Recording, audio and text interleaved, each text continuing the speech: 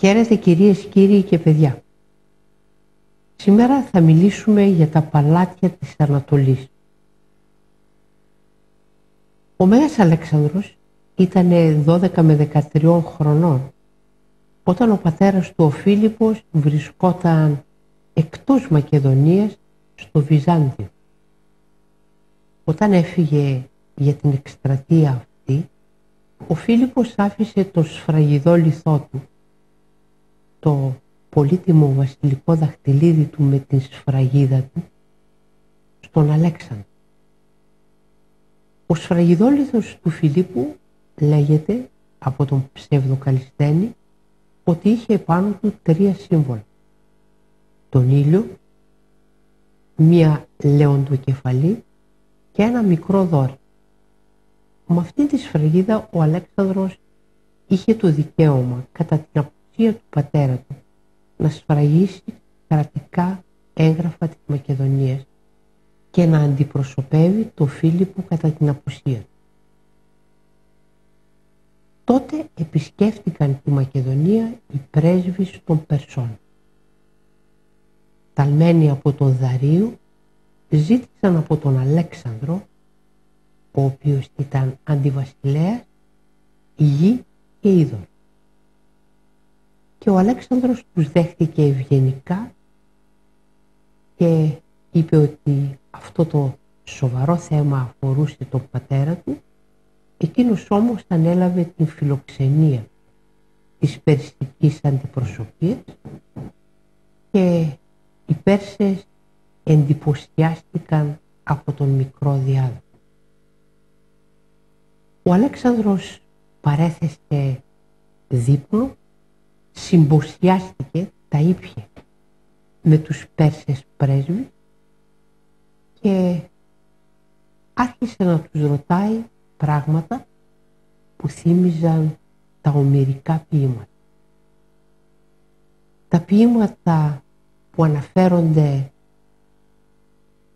στον Οδυσσέα, αλλά όχι στην Οδύσσεια και την περιπέτειά του μετά από το τέλος του Τροϊκού πολέμου, αλλά την Οδύσσεια μέσα στον Τροϊκό πόλεμο. Όταν συνέλαβαν κάποιον εχμάλωτο, ο Οδυσσέας άρχισε να τον ρωτάει, μπαίνοντας στο παλάτι της Τρίας, πού είχε ο Έκτορας τα όπλα του όταν πολεμούσε σε καταπαράταξη μάχη, από ποια πλευρά στεκόταν ο Έκτορας για να ετοιμαστεί να τον αντιμετωπίσει πρόσωπο με πρόσωπο. Αυτά τα ίδια ρώτησε και ο Αλέξανδρος στους Πέρσες πρεσβευτάς. Δεν τους ρώτησε ούτε που ήταν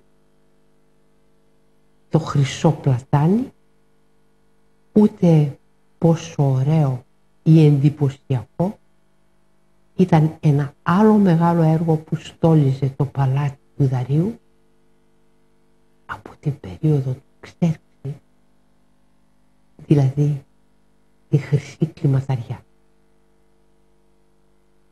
Οι Πέρσες είπαν, εδώ έχουμε έναν βασιλιά,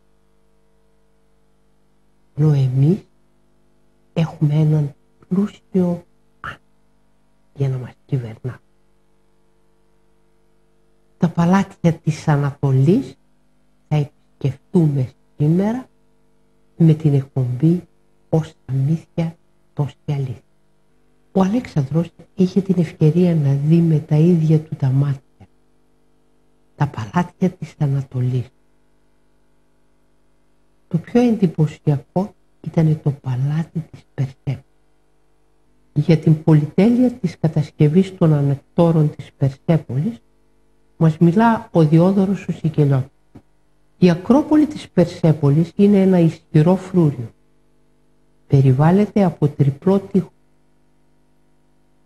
Το πρώτο υψωνόταν βασισμένο πάνω σε πολυδάπανο κρυπίδωμα σε ύψος 16 πύχιων περίπου 8 μέτρα. Ήταν εφοδιασμένο με επάλξ. Το δεύτερο τείχος ήταν όμοιο κατά τα άλλα με το πρώτο, αλλά διπλάσιο σε ύψος, 16 μέτρα. Το τρίτο ήταν τετράπλευρο σε σχήμα και είχε ύψος 60 πήχιο, 30 περίπου μέτρα. Ήταν κατασκευασμένο από σκληρή πέτρα, τέτοια που μένει αιώνια, αναλύωτη. Κάθε πλευρά του έχει χάλκινες πύλες με χάλκινους παστάλους στα πλάγια. Οι πάσαλοι αυτοί είναι υψηλοί. Το ύψος τους φτάνει τους 20 πήχες, περίπου τα 10 μέτρα. Οι πύλες αυτές προξενούν δέος στον θεατή και παρέχουν ασφάλεια στην Ακρόπολη. Σε εκείνο το ύψωμα βρίσκονται τα βασιλικά ανάκτορα και κατοικίες στρατηγών, πολυδάπανες κατασκευές και θησαυροφυλάκια κατάλληλα για τη φύλαξη χρημάτων. Πρόκειται για έναν βράχο λαξευμένο με πολλούς θαλάμους στη μέση, μέσα στους οποίους υπήρχαν οι τάφοι των νεκρών. Για τους τάφους αυτούς δεν υπάρχει τεχνητή πρόσβαση, αλλά δέχονται τις σαρκοφάγους των νεκρών που σηκώνονται και μεταφέρονται με μηχανισμό. Για το ίδιο το παλάτι της Περσέπολης μας μιλά ο Πλούταρχος. Η περιοχή της Περσέπολης ήταν δυσπρόσιτη λόγω της τραχύτητας του εδάφου και την φιλούσαν γενναιότατοι Πέρσες ηγεμόνες. Γιατί ο Δαρίος είχε φύγει, αλλά τον Αλέξανδρο τον οδήγησε γύρω-γύρω από έναν δρόμο που δεν είχε μεγάλο κύκλο, ένας ηγεμόνας που μιλούσε 2 γλώσσες επειδή ήταν Λύκιος. Λυκία είναι η παραλιακή περιοχή της Μικράς Ασίας, στα δυτικά του κόλπου της Ατάλειας. Αυτός που οδήγησε τον Αλέξανδρο ήταν Λύκιος από τον πατέρα του και Πέρσης από μητέρα. Για το ζήτημα αυτό λένε πως όταν ακόμη ήταν παιδί ο Αλέξανδρος, η Πυθία έδωσε χρησμό που έλεγε πως στην πορεία του εναντίον των Περσών τον Αλέξανδρο θα τον οδηγήσει Λύκος. Νομίσματα βρήκε την Περσέπολη όσα και στα Σούσα. Όσο για τα άλλα πολύτιμα αντικείμενα και τα πλούτη, λένε πως μεταφέρθηκαν με 10.000 ζευγάρια μουλάρια, δηλαδή 20.000 ημιώνους και 5.000 καμήλες. Όταν ο Αλέξανδρος είδε ένα μεγάλο άγαλμα του Ξέρξη να είναι αναποδογυρισμένο, με περιφρόνηση από το πλήθος που συνοστιζόταν για να πάνε στα ανάκτορα, στάθηκε και μίλησε σαν να ήταν ζωντανό. «Τι θέλεις?» του είπε, «να προσπεράσω και να σε αφήσω εδώ κάτω για την εκστρατεία σου εναντίον της Ελλάδος ή να σε σηκώσω για τη μεγαλοψυχία και την αρετή που είχες?» Στο τέλος, αφού σκέφτηκε για πολλή ώρα χωρίς να μιλήσει, προσπέρα. Ο Αλέξανδρος στα Σούσα. Μια άλλη μεγάλη πρωτεύουσα των Περσών είναι τα Σούσα και εκεί υπήρχαν μεγάλοι θησαυροί και αυτούς τους βρήκε ο Αλέξανδρος και τους έστειλε στη Μακεδονία. Για το παλάτι των Σούσων μας μιλά ο Διόδωρος ο Σκηνός, για τον θρόνο του Παγωνιού πάνω στον οποίο κάθισε ο Αλέξανδρος, σαν διάδοχος της μεγάλης αυτοκρατορίας, την οποία ένωσε το αίμα του με το αίμα των Περσών, με τους γάμους των εταίρων του με τις Περσίδες πριγκίπισσες. Όταν έφτασε στην Σουσιανή ο Αλέξανδρος, παρέλαβε αμαχητή τα περιβόητα ανάκτορα στα Σούσα. Τα βασιλικά θησαυροφυλάκια βρήκε ποσότητα από καθαρό χρυσάφι και αστήμη αξίας άνω των 40.000 ταλάντων. Αυτή την ποσότητα την διατηρούσαν άθικτοι οι βασιλιάδες από πολλά χρόνια ως έσχατο καταφύγιο τις αναπάντεχες μεταστροφές. Εκτός από αυτά υπήρχαν και 9.000 χρυσά τάλαντα σε δαρικά νομίσματα. Τότε συνέβη κάτι ιδιαίτερο στον βασιλιά κατά την παραλαβή των χρημάτων. Ο Αλέξανδρος τότε κάθισε στο βασιλικό θρόνο. Αλλά αυτός ο θρόνος ήταν μεγαλύτερος από τις δικές του σωματικές αναλογίες. Τότε ένας από τους υπηρέτες είδε τα πόδια του να απέχουν πολύ από το υπόβαθρο του θρόνου, γι' αυτό άρπαξε το τραπέζι του Δαρίου και το έβαλε κάτω από τα πόδια του Αλεξάνδρου, τα οποία αιωρούνταν. Το τραπέζι τέριαζε ακριβώς και ο βασιλιάς επιδοκίμασε την εύστοχη κίνηση του υπηρέτη. Αλλά ένας ευνούχος από τους παρισταμένους πλάι στον θρόνο συγκινήθηκε από την αλλαγή της τύχης και δάκρυ. Ο Αλέξανδρος τον είδε και τον ρώτησε: «Τι κακό είδες να γίνεται και κλαις?» Ο ευνούχος αποκρίθηκε: «Τώρα είμαι δικός σου δούλος, αλλά πριν ήμουν δούλος του Δαρίου και όπως είναι φυσικό είμαι αφοσιωμένος στον Κύριό μου. Γι' αυτό πόνεσα που είδα το έπιπλο που εκείνος εκτιμούσε περισσότερο τώρα να ετοιμάζεται».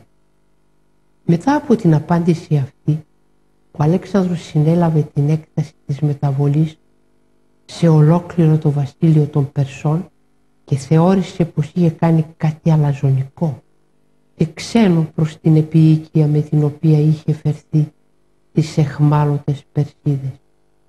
Γι' αυτό κάλεσε εκείνον που έφερε το τραπέζι και του είπε να το πάρει πίσω. Τότε όμως ο Φιλότας, ο γιος του Παρμενίωνα που ήταν εκεί, του είπε: «Μα δεν είναι ύβρις κάτι που δεν διέταξες εσύ, αλλά επιθυμία και πρόνοια κάποιου αγαθού δαίμονος?» Ο Αλέξανδρος τότε θεώρησε ως καλό ιονό το λεχθέν και πρόσταξε να μείνει το τραπέζι κάτω από το θρόνο. Ο Δημάρατος ο Κορίνθιος, φίλος του Φιλίππου, ήταν αυτός που είχε κάνει δώρο στον Αλέξανδρο τον Βουκεφάλα και του στοίχησε 12 χρυσά τάλαντα. Αυτόν ο Αλέξανδρος τον πήρε μαζί του και ο Δημάρατος, όταν είδε τον Αλέξανδρο να κάθεται στο θρόνο του Δαρίου, είπε: «Πλουτάρχου Αλέξανδρο, λένε πως όταν κάθισε για πρώτη φορά στο θρόνο του Δαρίου κάτω από τον χρυσό θόλο, ο Δημάρατος ο Κορίνθιος, πρόσωπο αγαπητό στον Αλέξανδρο και πατρικός του φίλους, δάκρυσε όπως το συνηθίζουν οι γέροι και του είπε: «Στερήθηκαν μια μεγάλη χαρά όσοι Έλληνες πέθαναν προτού να δουν τον Αλέξανδρο να κάθεται στον θρόνο του Δαρίου». Ο Αλέξανδρος στην Ανατολή, εκτός από τα περσικά ανάκτορα, είδε και μεγάλες κατασκευές ελληνικού ρυθμού. Αυτόν τον ρυθμό είχαν μιμηθεί οι Πέρσες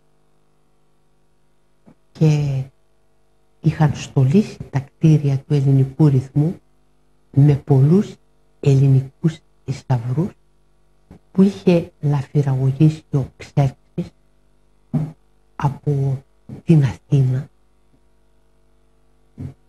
από τους Δελφούς και όπου μπόρεσε να λαιλατήσει τα ελληνικά μνημεία.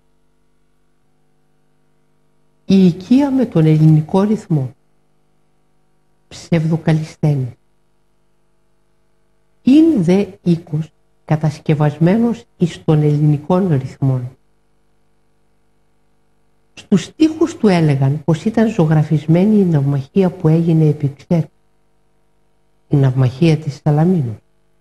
Στον ίδιο εκείνο οίκο υπήρχε ένας χρυσός θρόνος, διακοσμημένος με πολύτιμους λίθους και μια λύρα που έπαιζε αυτομάτω, μόνη. Γύρω γύρω υπήρχε ένα κηλικείο 27 πύχιων, 13,5 μέτρων και ένα ακόμη 16 πύχιων, 8 μέτρων, με 8 θήκες. Από πάνω κρεμόταν ένας σαϊτός που με τα φτερά του κάλυπτε ολόκληρο το κηλικείο. Υπήρχε επίσης μια χρυσή κλιματαριά με 7 κλαδιά που κι αυτά ήταν ολόκληρα. Η μυθική λοιπόν κλιματαριά και το χρυσό πλατάνι, τα οποία περιγράφει ο Ηρόδοτος, δεν είναι καθόλου μυθικά, γιατί ο Αλέξανδρος τα είδε με τα ίδια του τα μάτια. Αυτά τα αριστουργήματα ήταν έργα του περίφημου τορευτού, γλύπτη από τη Σάμο, του Θεόδωρου. Ο Ρίκος και ο Θεόδωρος ήταν περίφημοι τορευτές από την Σάμο, οι οποίοι πρώτοι κατασκεύασαν κούφια χάλκινα αγάλματα. Στο εσωτερικό τους υπήρχε ικρίωμα, δηλαδή σκαλωσιά, πάνω στην οποία κολούσαν σε ξύλινο άγαλμα χάλκινες πλάκες, οι οποίες ήταν ενσωματωμένες, και με αυτόν τον τρόπο διατηρήθηκαν τα αγάλματα για πολλούς αιώνες, και 2 τέτοια μεγάλα συμπλέγματα με πολλές κατασκευές πάνω στην ίδια βάση ήταν η χρυσή κλιματαριά και το χρυσό πλατάνι, τα οποία έκανε δώρο ο βασιλιάς των Λιδών στον Ξέρξη όταν πέρασε από την περιοχή του, από την περιοχή του ποταμού Άλλη. Για το χρυσό πλατάνι και τη χρυσή κλιματαριά, την Άμπελο, μας λέει ο Ηρόδοτος. Στην πόλη των Κελενών αναβλύζουν οι πηγές του ποταμού με άνδρο και ενός όχι μικρότερου, ο οποίος ονομάζεται Καταράχτη. Αυτός πηγάζει από τον χώρο της αγοράς των Κελενών και συμβάλλει με τον ποταμό με άνδρο. Ο Καταράκτης ονομαζόταν και ποταμός Μαρσίας, γιατί στην πόλη αυτή των Κελενών βρισκόταν κρεμασμένος και ασκός από το δέρμα του Σιλινού Μαρσία, τον οποίο όπως θρυλείται από τους Φρύες τον είχε κρεμάσει ο Απόλλωνας αφού τον έγδαρε.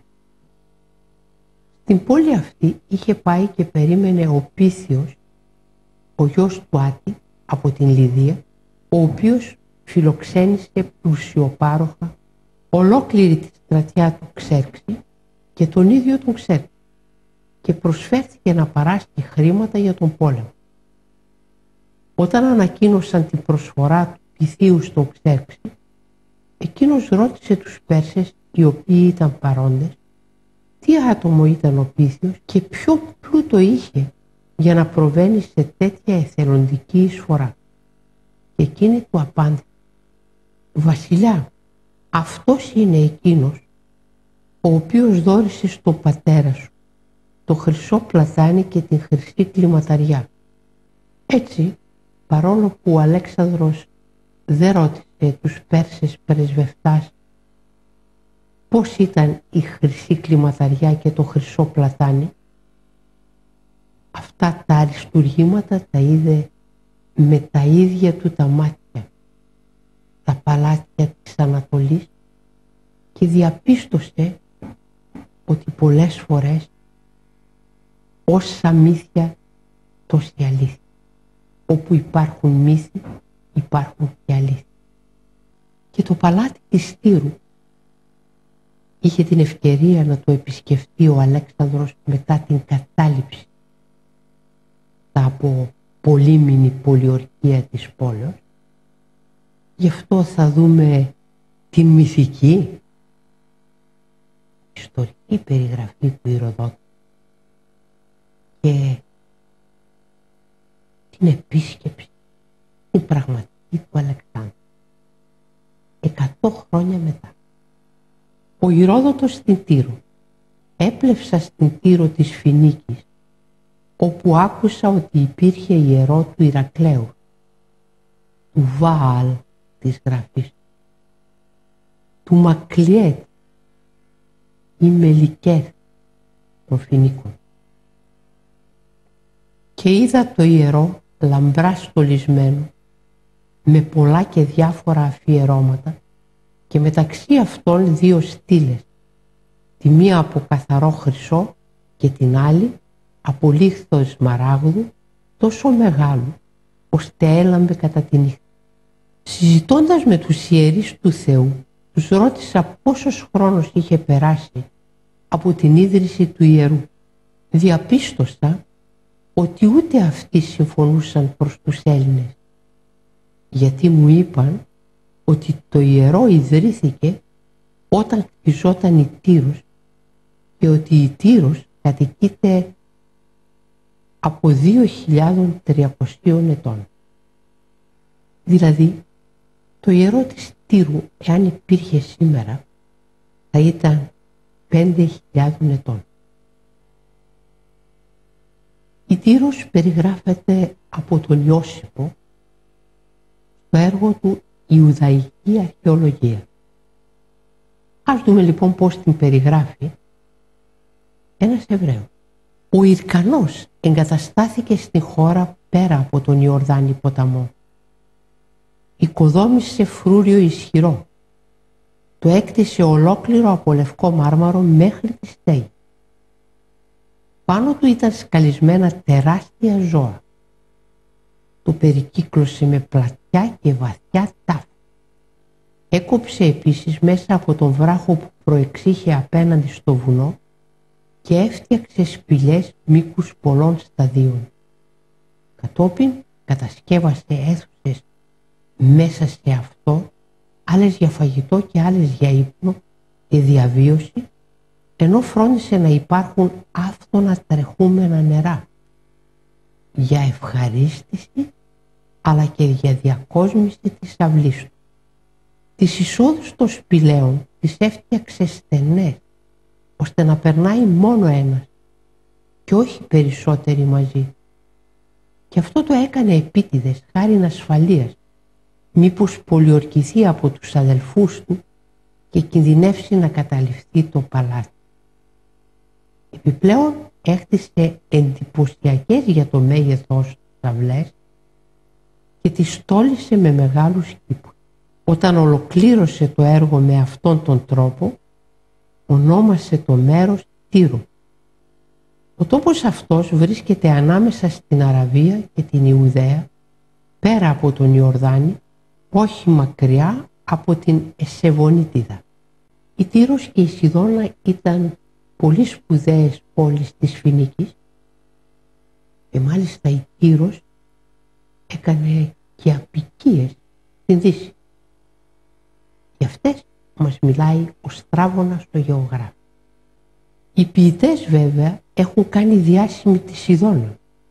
Ο Όμηρος ούτε καν αναφέρει την Τύρο, ενώ οι αποικίες της Τύρου στη Λιβύη, Καρχιδώνα, στην Ιβηρία, τα Γάδυρα και έξω ακόμη από τις Ηράκλειες στήλες, μάλλον εξυμνούν την Τύρο. Και ο Στράβωνας συνεχίζει. Η Τύρος είναι ένα νησί. Ενώνεται με μια λουρίδα γης με τη στεριά, κατασκευασμένη από τον Αλέξανδρο όταν την πολιόρκησε. Η Τύρος έχει 2 λιμάνια, ένα κλειστό και ένα ανοιχτό, το λεγόμενο Αιγυπτιακό. Εδώ λένε ότι τα σπίτια είναι πολυόροφα, πιο πολύ και από την Ρώμη. Για την καθύψους επέκταση της Ρώμης συνεχίζει ο Στράβος. Οι οικοδομές χτίζονται συνέχεια στη Ρώμη μετά από τις καταρρεύσεις, τις πυρκαγιές και τις πωλήσεις που γίνονται αδιάλειπτα, αφού οι πωλήσεις ακινήτων είναι μία μορφή κατεδάφιση. καθώς ρίχνουν και ξαναχτίζουν διάφορα κτίσματα ανάλογα με τις επιθυμίες. Ο Ιούλιος Καίσαρ έδωσε σημασία στα προβλήματα της πόλης. Για τις πυρκαγιές όρισε στρατιωτικό σώμα από απελεύθερους που ήταν πυροσβέστες, κομπόρτες Vigilum, από 7.000 άνδρες. 7 κούρτες, κάθε κούρτη 1.000 άνδρες, είχε στην δικαιοδοσία της 2 διαμερίσματα της Ρώμης, η οποία χωριζόταν σε 14 διαμερίσματα. Για τις πτώσεις των οχημάτων κατεδάφισε τα υψηλά σημεία των νέων οικοδομών και απαγόρευσε το ύψος των οικοδομών στους δημόσιους δρόμους να υπερβαίνει τα 70 πόδια. Στην Τύρο έγιναν σεισμοί που παραλίγο να εξαφανίσουν την πόλη. Η Τύρος είχε την ατυχία να κατακτηθεί από τον Αλέξανδρο μετά από πολιορκία. Πάντως, μετά τις συμφορές της, η Τύρος έγινε καλύτερη και πήρε πάλι πρωτεύοντα ρόλο στην ναυτιλία, τομέας όπου τα καταφέρουν πάντοτε όλοι οι Φοίνικες, καθώς και στην αλληλεία της Πορφύρας. Η Πορφύρα της Τύρου θεωρείται η καλύτερη από όλες. Το μέρος που την παίρνουν είναι κοντά, αλλά και όλα τα σχετικά με την βαφή της είναι διαθέσιμα. Η πληθώρα των βαφείων κάνει την πόλη αβίωτη, αλλά πλούσια, με τόσο κόσμο που δουλεύει για αυτόν τον σκοπό. Οι κάτοικοι της Τύρου αφέθηκαν αυτόνομοι και από τους βασιλείς αλλά και από τους Ρωμαίους, οι οποίοι συνέχισαν την παλιά απόφαση. Στην Τύρο λατρεύουν υπερβολικά τον Ηρακλή. Η δύναμη του στόλου τους και το πλήθος των απικιών τους είναι η απόδειξη. Οι Φοινίκοι, σύμφωνα με την Παλαιά Διαθήκη, είναι η χώρα των Φιλιστέων. Στη Φοινίκη οι Φιλιστέοι, σύμφωνα με τον Ηρόδοτο, έλκουν την καταγωγή τους από την Κρήτη, διατηρούν 5 πόλεις. Η πρωτεύουσα της Πενταπόλεως είναι η Σιδώνα και οι 5 πόλεις της Φοινίκης είναι η Ασκελών, η Γάζα, η Ασδότ, η Εκρών και η Γκάθ. Η Μητρόπολη των Φοινίκων είναι η Σιδώνα, η οποία αναφέρει πολλές φορές τα ποίηματά του και στην Ιλιάδα και στην Οδύσσεια ο Όμηρος. Από τη Σιδώνα είναι οι υφάντρες της ωραίας Ελένης, δούλες Πάρη. Από τη Σιδώνα είναι οι υφάντρες της Ανδρομάχης, δούλες του Έκτορος, και από τη Σιδώνα αγοράζει ωραία φορέματα ο Μενέλαος για να τα προσφέρει στην ωραία Ελένη κατά την επιστροφή τους πίσω στον ελλαδικό χώρο μετά τον Τροϊκό πόλεμο. Από την Σιδώνα προέρχονται και οι Σιδώνες, τα υφάσματα, τα οποία σήμερα ονομάζονται Στεντόνια. Άλλη πόλη της Φοινίκης είναι η Γάζα, στην οποία γίνονται τόσο λεπτά τα υφάσματα, τόσο αραχνοήφαντα, που σε ένα 100 υφάσματος διακρίνει κάποιος, με φακό ίσως, 365 κόμβους. Από το όνομα της πόλεως και τα περίφημα υφάσματά της προέρχεται και το όνομα της φαρμακευτικής Γάζας. Πρέπει να πω ότι στον ελλαδικό χώρο είχαμε υφάσματα που ήφαιναν οι υφάντρες για τον πέπλο της θεάς Αθηνάς και επίσης για τον πέπλο της Δήμητρας και της κόρης στην περιοχή που βρίσκεται κοντά στην Ελευσίνα, δηλαδή στην περιοχή των Μεγάρων. Εκεί είναι τα κτήματα της θεάς Δήμητρας όπου οι χωρικοί, οι αγρότες, οργώνουν πολύ καλά 4 φορές το χωράφι. Το οργώνουν βουστροφιδών, δηλαδή όπως το βόδι, από αριστερά προς τα δεξιά, από δεξιά προς τα αριστερά και το ίδιο πολλές φορές. Έτσι ονομάζεται και η βουστροφιδών γραφή, την οποία μπορεί να διαβάσει κανείς στους νόμους της Γόρτινας, στην Κρήτη. Ο τρόπος με τον οποίο γίνεται η στροφή των βοδιών πολλές φορές ονομάζεται οργάνδα, γιατί είναι καλά οργωμένο το χωράφι και τα υφάσματα, τα βαμβακερά, τα οποία γίνονται με την καλλιέργεια του βάμβακος, που ονομάζεται και ξύλινο αέριο, ξύλινο μαλλί από τους Έλληνες, όπως και το λινάρι, ονομάζεται οργάνδα, γιατί είναι λεπτοϊφασμένο και έχει πολλούς κόμπους, από τους οποίους διακρίνεις και την άλλη πλευρά που δεν κρύβεται πίσω από το ύφος. Ο Στράβωνας για τη Σιδώνα. Η Σιδώνα είναι κτισμένη σε ένα περίφημο λιμάνι της χώρας της Φινίκης.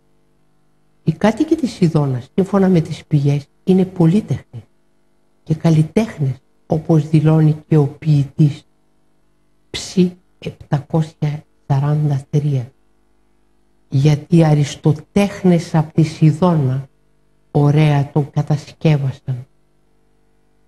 Πρόκειται για τον πέπλο που βγάζει από τις αποθήκες της η Εκάβη για να δωρήσει στο άγαλμα της Θεάς Αθηνάς, για να βοηθήσει τους Τρώες εναντίον των Αχαιών. Ίδια υφάσματα που έχει σε παρακαταθήκη βγάζει για να δωρήσει η Εκάβη στον Αχιλλέα, για να δώσει πίσω στο Πρίαμο το νεκρό του γιου. Επιπλέον είναι σοφοί οι Σιδώνιοι σε θέματα αστρονομίας και αριθμητικής. Άρχισαν την πρακτική τους από την λογιστική και την νυχτερινή πλεύση, πράγματα που χρειάζονται στον έμπορο και στον ναυτικό. Η Σιδώνα απέχει από την Τύρο λιγότερο από 200 στάδια, 40 χιλιόμετρα. Η Γάζα είναι πόλη των Φιλιστέων, οι οποίοι κατάγονταν από το Αιγαίο. Την πόλη Γάζα πολιόρκησαν οι Αιγύπτιοι την πολύχρονη πολιορκία για 350 χρόνια. Στη Γάζα έχασε την ζωή του ο βιβλικός Σαμψών στα ερείπια του ναού του θεού Δαγώνου. Αυτό πρέπει να έγινε γύρω στα 1180 π.Χ. Ο Ιώσιππος περιγράφει στο έργο του περί Ιουδαϊκής αρχαιολογίας και το ναό των Ιεροσολύμων. Αυτόν τον οποίο έκτισε ο βασιλιάς Κύρος στην θέση ενός παλιού κατεστραμμένου ναού. Ας δούμε πώς τον περιγράφει. Ο έπαρχος της Συρίας και της Φινίκης ρώτησε τους Ιουδαίους ποιος τους επέτρεψε να οικοδομήσουν τον ναό με αυτόν τον τρόπο, σαν να πρόκειται για φρούριο και όχι για τόπο λατρείας, και για ποιο λόγο έκτιζαν γύρω από την πόλη στο έστι και εξαιρετικά οχυρά τείχη. Ο Σολομώντας έκτισε τον ναό για τον μέγιστο Θεό, αλλά ο βασιλιάς των Βαβυλωνίων και των Χαλδαίων, όταν κατέλαβε τα Ιεροσόλυμα, ισοπαίδωσε, σύλλησε και έκαψε τον ναό και μετέφερε τον λαό εχμάλωτο στην Βαβυλώνα. Στη συνέχεια ο Κύρος, ο βασιλιάς της Βαβυλώνας και της Περσίας, πρόσταξε με γραπτό διάταγμα να ανοικοδομηθεί ο ναός και όλα τα αφιερώματα και τα σκεύη που είχε πάρει από εκεί ο Ναβουχοδονόσορος τα παρέδωσε στον Ζωροβάβυλο και στον Ταμία Μηθριδάτη με την εντολή να πάνε στα Ιεροσόλυμα και να τα τοποθετήσουν και πάλι στο ναό μετά την οικοδόμησή του. Μετά από τη σχετική έρευνα στα βασιλικά αρχεία, οι άνθρωποι του Δαρίου ανακάλυψαν την οχυρή πόλη της Μηδίας Εκβάτανα, ένα βιβλίο που ήταν γραμμένα τα εξής. Το πρώτο έτος της βασιλείας του, ο βασιλιάς Κύρος διέταξε να ανοικοδομηθεί στα Ιεροσόλυμα ο ναός και το θυσιαστήριο. Το ύψος του να είναι 60 πύχης, 30 μέτρα, και το πλάτος του άλλο τόσο. Οι τοίχοι του να κατασκευαστούν από 3 στρώσεις λιασμένη πέτρα και 1 στρώση εγχώριο ξύλο και η σχετική δαπάνη να βαρύνει το βασιλικό ταμείο. Ο Κύρος διέταξε ακόμη να επιστραφούν στα Ιεροσόλυμα τα ιερά σκεύη που σύλλησε ο Ναβουχοδονόσορος και τα μετέφερε στη Βαβυλώνα. Την εποπτεία για όλα αυτά την ανέθεσε στον έπαρχο και κυβερνήτη της Συρίας και της Φινίκης, Αναβάσορο, και στους συνεργάτες του, με την εντολή οι ίδιοι να μένουν έξω από τον ιερό χώρο και να αφήνουν τους υπηρέτες του Θεού, Ιουδαίους, και τους ηγεμόνες τους να χτίζουν τον ναό. Επιπλέον τους διέταξε να βοηθήσουν στις εργασίες και από τον φόρο των περιοχών που διοικούσαν να καταβάλουν στους Ιουδαίους τα έξοδα για τις θυσίες, ώστε να προμηθευτούν ταύρους, κρυάρια, κατσίκια, αλεύρι, λάδι, κρασί και όσα άλλα ορίζουν οι ιερείς. Και αυτοί με τη σειρά τους να προσεύχονται υπέρ του βασιλιά των Περσών. Όσοι παραβούν κάποια από τις εντολές του, διέταξε να συλληφθούν, να θανατωθούν με σταύρωση και οι περιουσίες τους να δημευθούν και να περιέλθουν στο βασιλικό ταμείο. Τέλος ο Κύρος προσευχήθηκε στο Θεό να τιμωρήσει όποιον επιχειρήσει να εμποδίσει την ανοικοδόμηση του Θεού. Κατήφξα το προς τούτη στο Θεό ή της επιχειρήσιε διακολύσε την οικοδομία του ναού, βαλών αυτόν ο Θεός επίσχη της αδικίας. Ο Ψευδοκαλισθένης μας περιγράφει το μυθικό ανάκτορο της βασίλισσας της Μερόης Κανδάκης στο σημερινό Σουδάν της Αφρικής. Ας δούμε λοιπόν πώς το περιγράφει. Τα ανάκτορα αστράκουν από τις επίχρησες στέγες και τα πετράδια στους τοίχους. Τα ανάκλυδρα ήταν χρυσά, με βάσεις από γαλαζοπράσινες πολύτιμες πέτρες. Τα καλύματά τους ήταν από μεταξωτό ύφασμα με πολυπίκυλα κεντήματα και οι θρόνοι ήταν επίσης χρυσοί. Τα τραπέζια ήταν από ελεφαντόδοντο. Τα κιονόκρανα των μυδικών κιόνων άστραφαν κι αυτά από το ελεφαντόδοντο. Αμέτρητοι χάλκινοι αδριάντες υπήρχαν παντού. Γλυπτά, δρεπανηφόρα άρματα μαζί με τα άλογά τους από πορφυρίτη λίθο που έμοιαζαν σαν να τρέχουν. Ελέφαντες από πορφυρίτη που πατούσαν τους εχθρούς με τα πόδια και με τις προβοσκίδες περίσφυγαν τους αντιπάλους. Όλοι οι ναοί και οι κύονες ήταν κατασκευασμένοι από την ίδια πέτρα. Οι κοιτώνες ήταν φτιαγμένοι από αερίτη λίθο με τέτοιο τρόπο ώστε να φαίνεται πως ο ήλιος ανατέλει μέσα από τις λάμπεις τους. Μέσα στους κοιτώνες υπήρχε μια τρίκλητη ξύλινη οικία από αμίαντα ξύλα που είναι άκαυστα και άσπρτα. Τα θεμέλια της ξύλινης οικίας δεν ήταν στη γη, αλλά σε μεγάλα τετράγωνα ξύλα και την έσερναν πάνω σε τροχούς 20 ελέφαντες. Σε αυτήν την οικία διέμενε ο βασιλιάς σε όποια πόλη και αν πήγαινε να πολεμήσει. Η οικία λοιπόν της βασίλισσας Κανδάκης της Μερόης είναι πάνω σε ελέφαντες, είναι κινητή και κοιμάται όπου βρεθεί μέσα σε αυτήν την οικία που την έχουν σύρει οι ελέφαντες, μας θυμίζει κάτι από την κινητή κατοικία του Αλεξάνδρου με την επιστροφή του από την Ανατολή προς τη Δύση για να τα αφήσει στον τάφο του. Ο Αλέξανδρος κατά τη διάρκεια της εκστρατείας του επισκέφτηκε και μια άλλη πρωτεύουσα των Περσών, τα Εκβάτανα ή Αγβάτανα, και όχι μόνο μία αλλά 2 φορές.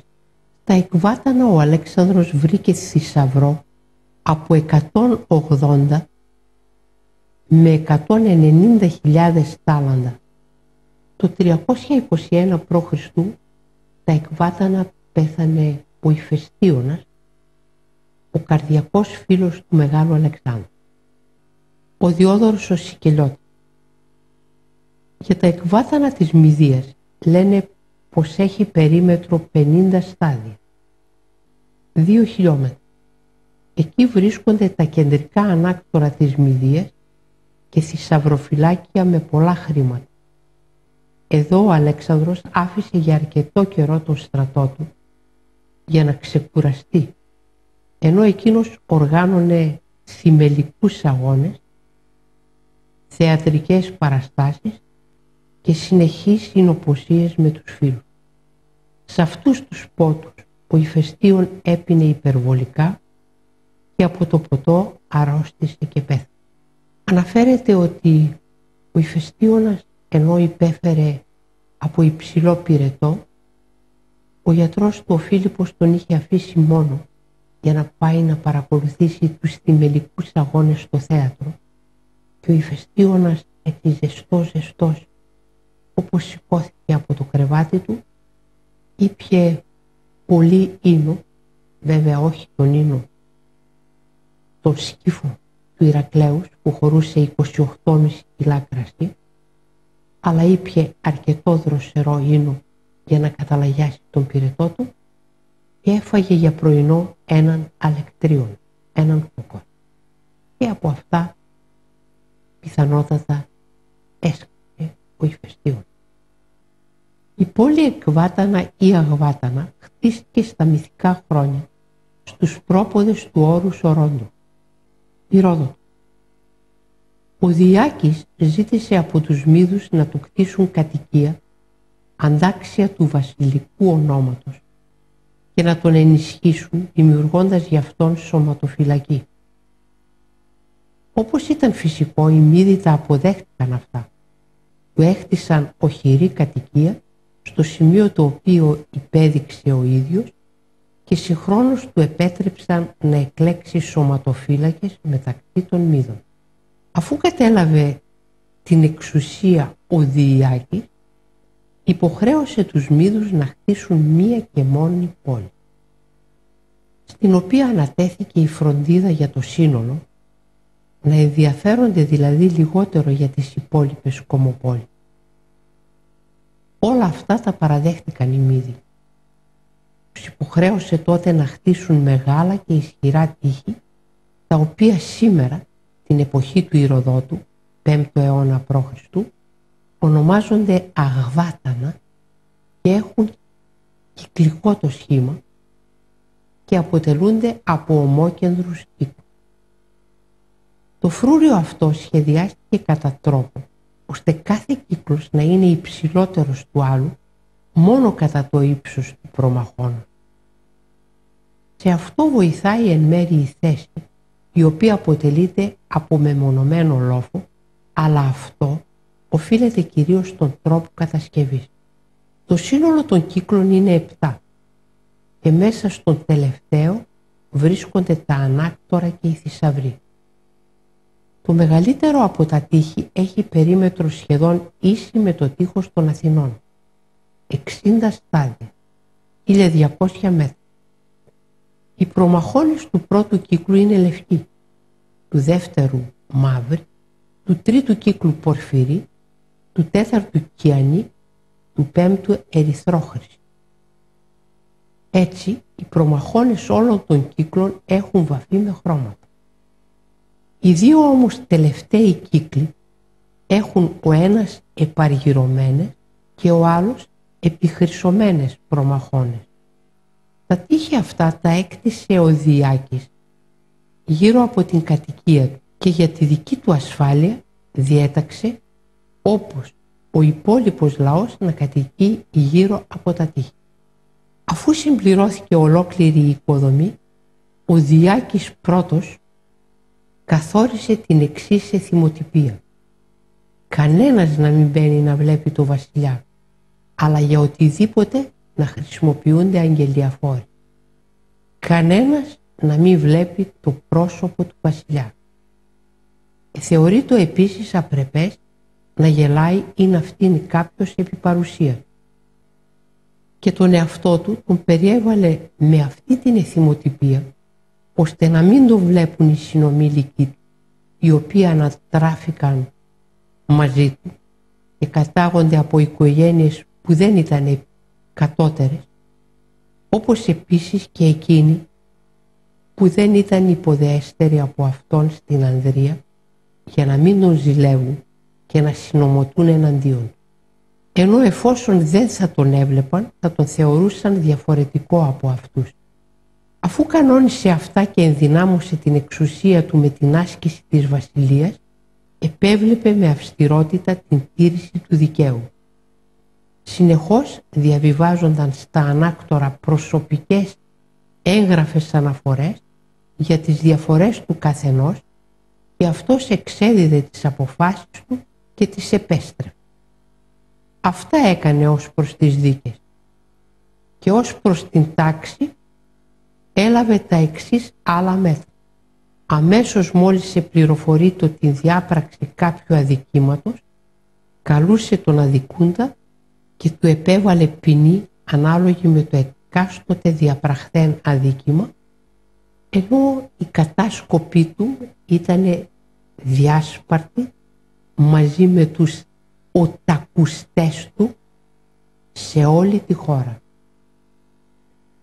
Έτσι βασίλεψαν οι βασιλιάδες της Ανατολής από τα παλάτια τους, κρυμμένοι, όχι σε επαφή με τον λαό, για να μην έχει ιδέα ο λαός πως είναι ο βασιλιάς. Να το θεωρεί κάτι μεγάλο και κάτι άπιαστο, πίσω από τις επάλξεις, πίσω από τους τοίχους του παλατιού, πίσω από τα κάστρα της πόλεως στην οποία ζούσε. Αυτά τα παλάτια τα είδε ο Αλέξανδρος και διοίκησε μέσα από αυτά με διαφάνεια. Ευχαριστούμε που παρακολουθήσατε, κυρίες, κύριοι και παιδιά, την εκπομπή μας αυτή. Ελπίζουμε και εμείς να σας διαφωτίζουμε.